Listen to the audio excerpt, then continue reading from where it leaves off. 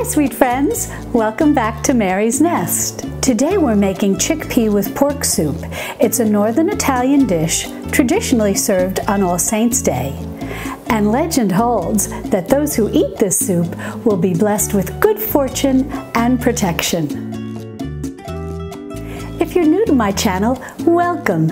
And if you like learning how to cook from scratch, I hope you'll subscribe and be sure to click the little notification bell below. That'll let you know every time I upload a new video. Halloween, as many of us know, is a holiday celebrated here in the United States and possibly in other countries as well, on October 31st, when children dress up in costumes and go from door to door saying trick or treat and collecting candy. But what are the origins of Halloween? Where did it come from? Well, in reality, it's a secular holiday that's developed over time from another holiday known as All Hallows' Eve, hallow being the word for saint or holy one. And this goes back way into Irish culture, ancient Irish culture, when it was known as many other things, and then that morphed in time to a more religious holiday, as I mentioned, referred to as All Hallows' Eve, which was October 31st, and the night before, All Saints' Day, which is November 1st, followed by All Souls' Day, November 2nd. And those 3 days all together, All Hallows' Eve, October 31st, All Saints' Day, November 1st, and All Souls' Day, November 2nd, together are known as the Triduum of All Hallowtide. And it's the tradition of various Christian cultures around the world to celebrate this Triduum of All Hallowtide. And in my home, when I was growing up, my mother would make this soup, this chickpea and pork soup, on All Saints' Day, which is traditional to northern Italy. And I guess in a way it could be a little bit like the southern people here in the United States who will often make, and I believe it's black-eyed peas, and eat them on New Year's Day for good luck. I think this is sort of similar in that legend holds that if you eat chickpeas with pork on All Saints' Day, as I mentioned in the intro, you'll be blessed with good fortune and protection. So in that vein, it was my mother's tradition to make chickpea and pork soup on All Saints' Day. And in Italy, I believe it's called, and forgive my pronunciation, but cicci con le costine. And costine, I believe, is pork. And cicci, I know that word very well because I grew up eating a lot of cicci. And as a matter of fact, when I moved to Texas, I'll share a little funny story with you. I always knew these, what we call chickpeas or garbanzo beans, as chichi beans. And the way my mother would say it, it almost sounded like chichiri beans. And I moved to Texas and I was at the grocery store and I said, "Excuse me, what aisle do you sell the chichiris on?" And the woman looked at me and was like, what is that? And I kept saying, you know, chichiri beans. And she's like, "I've never heard of them." And then I said, "Oh, you know, they're little round things, sort of yellow in color." And it was so cute. She went, "Oh, garbanzo beans," which is really, I think, what you hear the most in Texas. Well, enough of that, but that's the legend, so now you know. And I just want to go over the ingredients. Now, traditionally in this recipe, you can use pork bones that have a little meat on them, or you could even get pork spare ribs. But my mother always used thick-cut pork chops, and I think it might have just been what she was able to find at the market. But also, my mother is definitely of the school of thought of abbondanza, meaning abundance. And I think she enjoyed giving everyone. She did not shred the meat. This is something that I do want to share. If you're using the pork bones or the spare ribs, usually the meat is shredded after it's been cooked for about 3 hours and then added back into the soup. My mother didn't do that. She gave everybody their own pork chop. And this is definitely an abundant meal, a meal of abbondanza. But in any event, so you're going to want 2 pork chops, thick cut preferably, and you can definitely, meat is going to fall apart, so you can definitely shred this into the soup. Or as I said, you can get pork bones with some meat on them or spare ribs. And then the rest of the ingredients we're going to need is 1 chopped onion, a couple of stalks of celery with the greens from the top of the celery, a couple of chopped carrots, and then a little bit of garlic, 2 cloves, and I like to smash mine up in the mortar and pestle. Okay, and then we're going to need 2 bay leaves, a little bit of thyme. It's about a half a teaspoon or so of dried thyme, and a teaspoon of salt, and about a half a teaspoon of freshly ground black pepper, and then about an 1/8 of a teaspoon of red pepper flakes. If you don't like any spice, you can leave that out, but I think I've shared with you in the past, my Texas husband enjoys a little spice. And then we're going to need some chopped tomatoes. You can use tomatoes that you've canned yourself or ones that you get from the can. You're going to want about 2 cups of that. And again, this is very flexible. If there's something that you don't like, just leave it out. This is the type of recipe, you know, this is a traditional, very old recipe. Every family over the years, you know, these recipes have morphed into them making it their own, and definitely you do the same thing, make it your own. And then we've got 2 cups of chickpeas. And then you want about a cup or 2 of some type of shredded green. Really use whatever you have on hand. Beet greens, Swiss chard, kale, you can add anything you want. This is actually just some lettuce that I had, and so I'm going to just use that. It's, as I said, it's very flexible. And then I got about a half a cup of white vermouth. You can also use white wine. I generally don't have white wine or an open bottle of wine on hand, and so I like to keep white vermouth in my pantry because that just comes with a screw top and you don't need to worry about it developing any off flavor. So I've just got a half a cup of white vermouth here. But as I said, you can use white wine, or if you want, you can just use water. If you don't like to use any alcohol in your cooking, that's fine too. Now, I just want to say a word about the chickpeas. You're going to need about 2 cups. So if you are using the dried chickpeas, you'll want to start with about a cup, soak them overnight, and then you can do one of 2 things. You can either then go ahead and cook them, and then you'll add them towards the end of the soup, making the soup, or you can soak them and then add them at the beginning of the soup, and then they'll cook with the pork. So either way is fine. Now these chickpeas in particular have been soaked and sprouted. You all know I like to do that with my beans. I like to soak them and sprout them, and I have a video on that which I'll link to, so you can watch that if it's something you'd like to do. It's very easy to do. It makes them a little more nutritious and easier to digest. So these have been soaked and sprouted, and I'll bring you in closer so you can see what they look like with the little sprouts coming out of them. But if you don't want to get involved with any of that, if you don't want to use dried chickpeas, you don't want to soak and sprout, you can certainly use canned chickpeas, and you'll probably just need 1 can. You want about 2 cups of chickpeas, and I think canned chickpeas, I think it's about a 15-ounce can, so it's a little less, but that's fine. Again, it's very flexible. So those are all the ingredients for making the soup. Now, after we, oh, and I did want to mention, I'm going to bring you over to my stove so you can watch me brown the meat and all of that. In my pot, and you want like a pretty good sized pot for this, I've got a tablespoon of lard. Yes, lard. I know everyone's like, lard, Mary. And the chubby woman telling you, yeah, use that lard. But you're getting some of that from the pork anyways. And so I've got a tablespoon of lard and a tablespoon of clarified butter. You can also use regular butter. I like to use the clarified butter because it's got the milk solids removed, so it's less likely to burn. It's especially nice when you're trying to brown meats.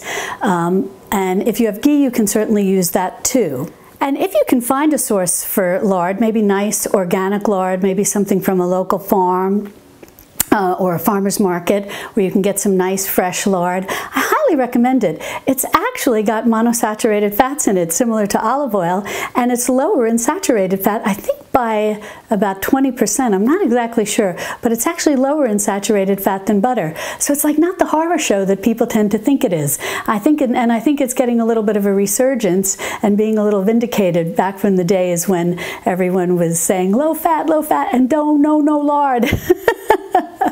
So what we're going to do is, once the soup is done, we're going to top it with some croutons. And this is just day-old bread. Now, I leave the crust on. A lot of people don't like to do that, so it's totally your choice. But just get some day-old bread and, cut it up into cubes. They're about 1 inch. And then we're going to fry those up and yes, some lard. And if you've never had croutons fried in lard, you really don't know what you're missing. You can do it in olive oil, you can do it in butter, definitely. But try frying them up in a little lard. They're so crisp, so delicious. There's nothing like it. And so you'll top the soup with those, and then if you wish, you can put a little Parmigiano Reggiano and a little bit of fresh parsley. That's totally your choice. And if you'd rather not use Parmigiano Reggiano, that can be a little on the expensive side, you can also use Grana Padano, which is a northern Italian cheese, and it's a little less expensive than Parmigiano Reggiano.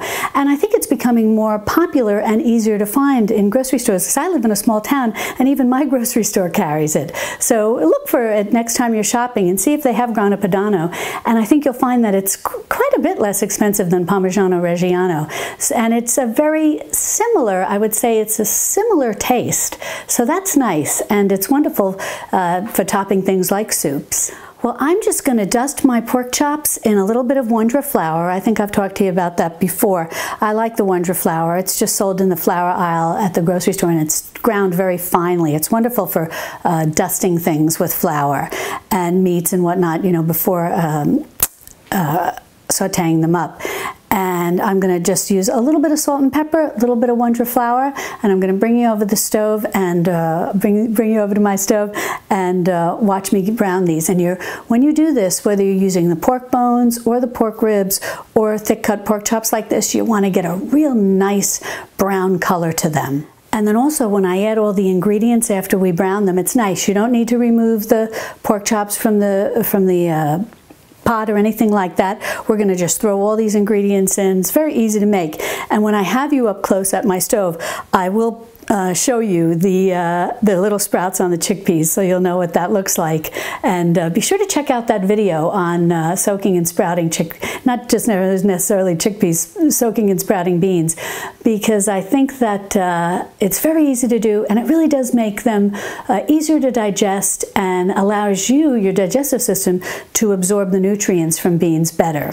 Well, I've melted my lard and my clarified butter, and I've dusted these in Wondra flour, the chops. And don't worry if you don't have Wondra flour. You can dust them in a little all-purpose flour or just nothing. And then I've topped them with a little salt and pepper, and now I'm going to put them right into this hot fat.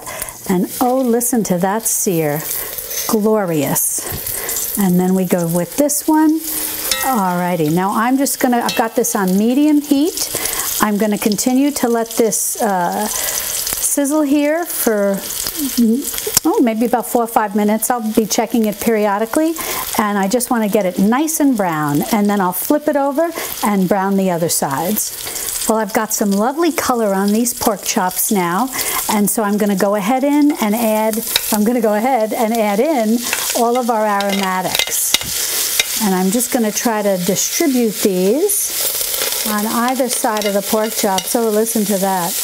And we're going to get in with a wooden spoon also and move this all around. But let me get these onions in. And I'm going to get these carrots, just everything in. You'll see, I'm just leaving the garlic there. You'll see what I'm going to do. I'm sorry. Brushing all of this on the plate. But let me just get this around on either side. We're going to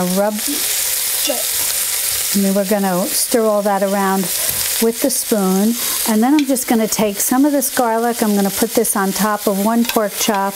And then take the rest of this. Just going to smear it around. I want to prevent the garlic from burning. So you wouldn't want that to happen.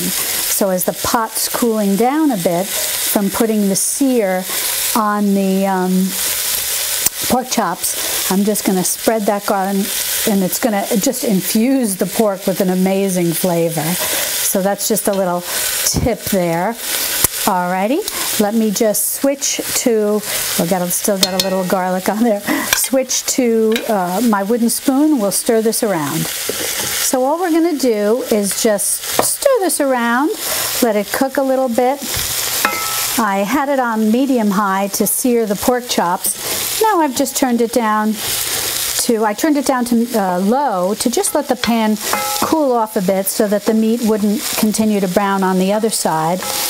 And now I'm just going to stir this all around, cook it for a few minutes, and then we'll go ahead and add the white vermouth. Let that cook for a few minutes, and then we'll add the rest of the ingredients. Well, I've got those vegetables all nicely tossed in the clarified butter and a bit of that lard. So they're all ready.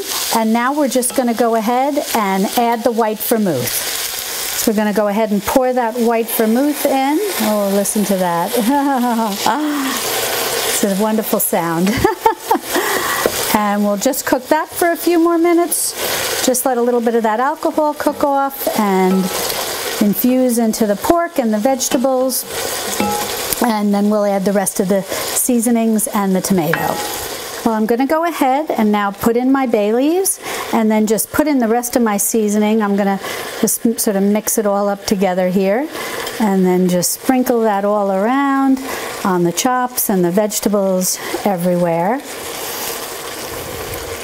And if you have fresh thyme, you can certainly put in a couple of sprigs of fresh thyme if you've got it. But dried thyme is fine. And if you don't like thyme, you can certainly put in, if you wanted, a little oregano instead, or even Italian seasoning, if that's what you've got. Sorry, I put the plate in front of you. Alrighty, we've got that, and now we just put this down. Oh, that smells so good. Now we're going to go ahead and put in our tomatoes. Alrighty, and we'll stir all that around. Now, what we need to do here, let's see how much liquid we've got here.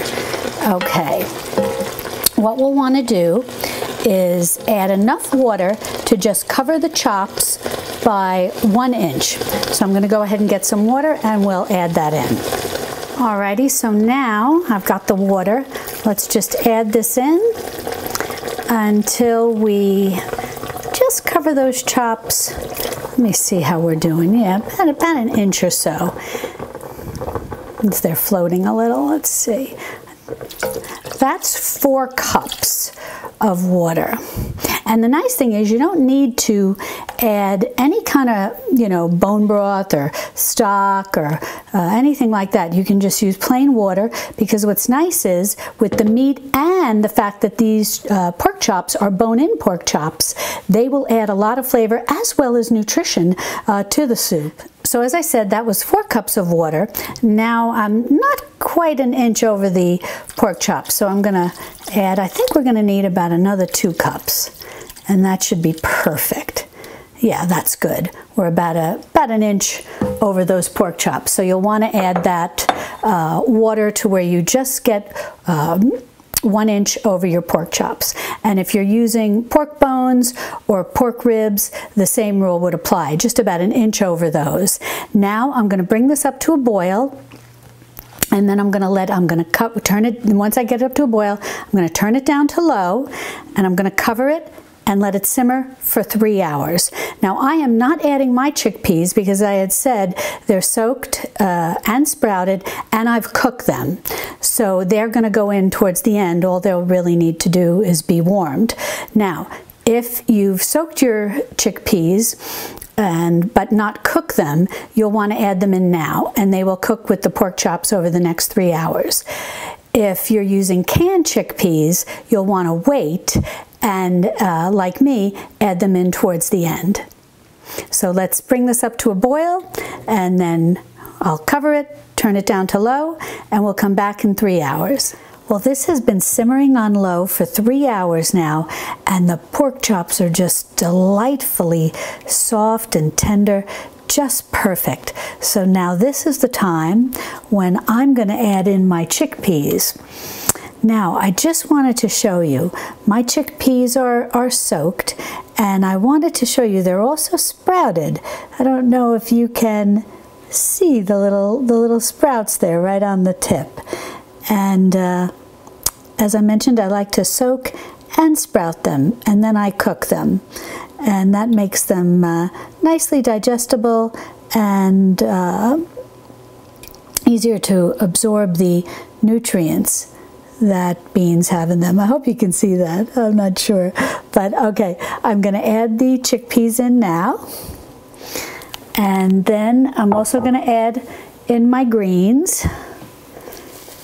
Okay, and this is just romaine lettuce that I'm using. You can use any greens you have on hand. And we're just going to let those chickpeas warm through and that the greens cook a little. And that's that. If it's, now this is, the chickpeas are going to warm through very quickly and the romaine lettuce is going to cook very quickly. If you're using kale, it might take a little longer. Swiss chard probably cook up pretty quickly. Collards, that would take a little bit longer, like kale. But I'm just going to turn the heat up on this a little higher, bring it to a simmer, let everything warm through, and then we'll be ready to prepare the croutons. Well, I've melted the lard in my frying pan, and now I'm going to put in my croutons. And I'd say this, maybe it's like 3 or 4 cups. It was just, I had about a half to 3/4 of a baguette left over, and so I just was a day old, and so I just cut that up into cubes. As I said, I leave my crusts on. You don't have to. You can certainly take the crusts off, but these are just going to be magnificent fried up in this lard. And all I'm going to do is just keep moving them around and tossing them to get fully saturated with the fat, and then brown them up until they're nice and crispy. Well, I've got my breadcrumbs all fried up and they're just looking fabulous. And I don't know if you can hear this, but hear how crisp they are? Oh, just wonderful. And now I'm just gonna, oh dear, one went flying. I'm gonna just sprinkle with a little salt and give them another twirl around in the frying pan.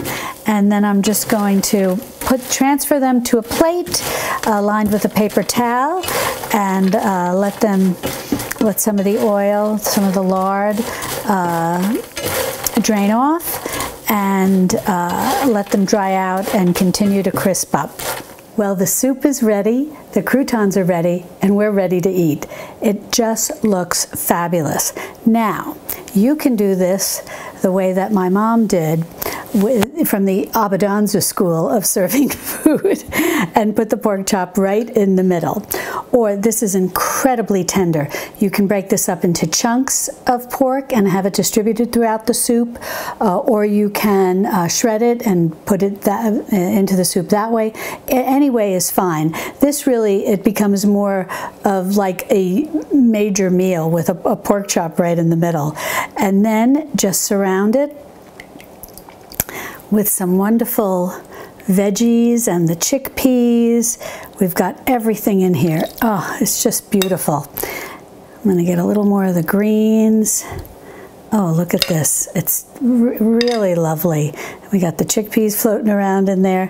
It's beautiful. Just wonderful. And then the piece de resistance. We'll put a few of these croutons around in the broth, around the edges here. Perfect. And then we'll take a little of the Parmigiano Reggiano and we'll just sprinkle that all around, as much or as little as you want. And then we'll take a little bit of the parsley, a little bit of the fresh parsley, just for a little extra added color, and sprinkle that around. And we are all set. Look at that magnificent meal. It's amazing. Well, let's have a taste test. But before I do that, I just want to taste one of these croutons, and I hope that you can hear how crunchy they are. They're so good. You have to try making croutons fried up in the frying pan, excuse me, in lard. Alrighty, well, let's give this soup. First, I want to taste the broth with the vegetables and the chickpeas, and then we'll try the pork.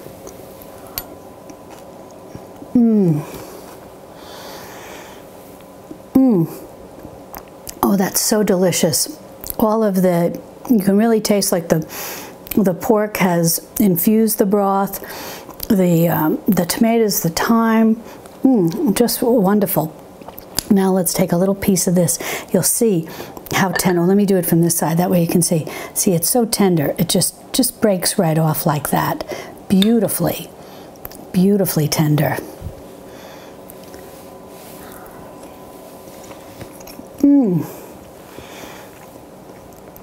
Melts in your mouth. Melts in your mouth. And the flavor is magnificent from smearing the crushed garlic on top, and a little bit of the cheese and the fresh parsley.